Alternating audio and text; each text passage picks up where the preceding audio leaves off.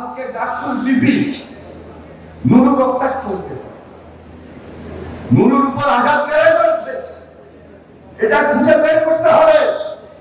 এটা আরেকটা ষড়যন্ত্র। এই ষড়যন্ত্র বাংলাদেশের বিরুদ্ধে, এই ষড়যন্ত্র বাংলাদেশের স্বাধীনতা সার্বভৌমত্বের বিরুদ্ধে, এই ষড়যন্ত্র সামনে যে ফেব্রুয়ারিতে নির্বাচন হওয়ার কথা, এই নির্বাচনের বিরুদ্ধে। জামাত ইসলামের নেতা এখানে রয়েছেন, আমি ওনার মাধ্যমে কেন্দ্রীয় হবে জানাতে চাই, ঐক্যের মধ্যে যদি বিন্দুগত পাটল সৃষ্টি হয়, সুযোগটা ফ্যাসিস্ট দখল করবে, সুযোগটা সহযোগীকে নিয়ে আসবে যারা দেশের শত্রু, যারা স্বাধীনতা সার্বভৌমত্বের শত্রু। তাহলে আজকে জুলাই আন্দোলনের যে প্রজন্ম, জুলাই আন্দোলনের যে রাজনৈতিক দল, সবাই মিলে যে ঐক্যের দেখাচ্ছিলাম, সে ঐক্য আবারও আমাদের মধ্যে বিরোধ সৃষ্টি করে এই বাংলাদেশকে রক্ষা করতে হবে।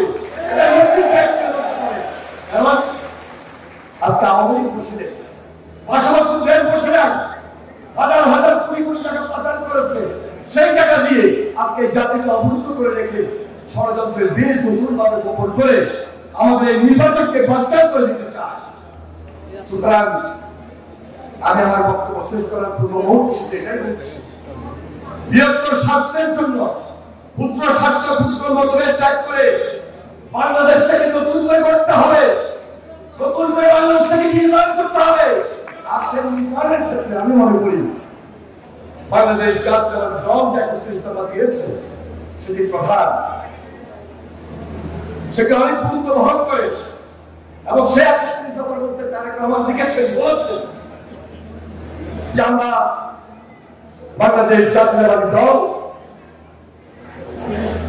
এক ব্যক্তির শাসনে থাকবো না, এক দলীয় শাসনে থাকবো না, আমরা সবাই মিলে জাতীয় ঐক্যমতের সরকার গঠন করতে চাই।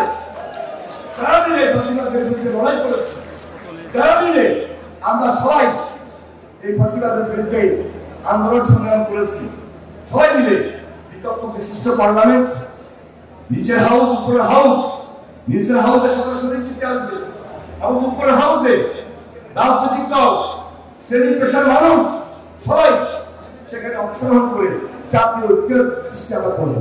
সুতরাং ৩১ দফা অনেক গুরুত্বপূর্ণ।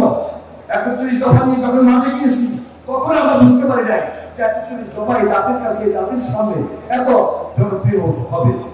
আমি তাই আমাকে সেলুট করি, ধন্যবাদ জানাই।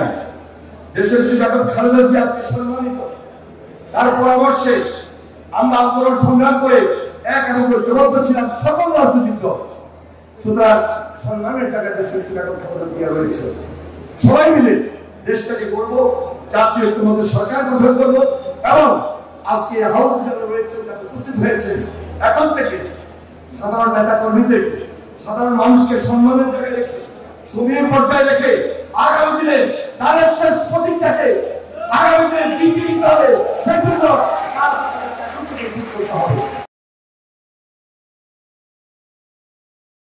ওয়ালটন এখন দেশের সীমানা পেরিয়ে পৌঁছে গিয়েছে ৫০টিরও বেশি দেশে। ওয়ালটন, ঘরে ঘরে, বিশ্বজুড়ে।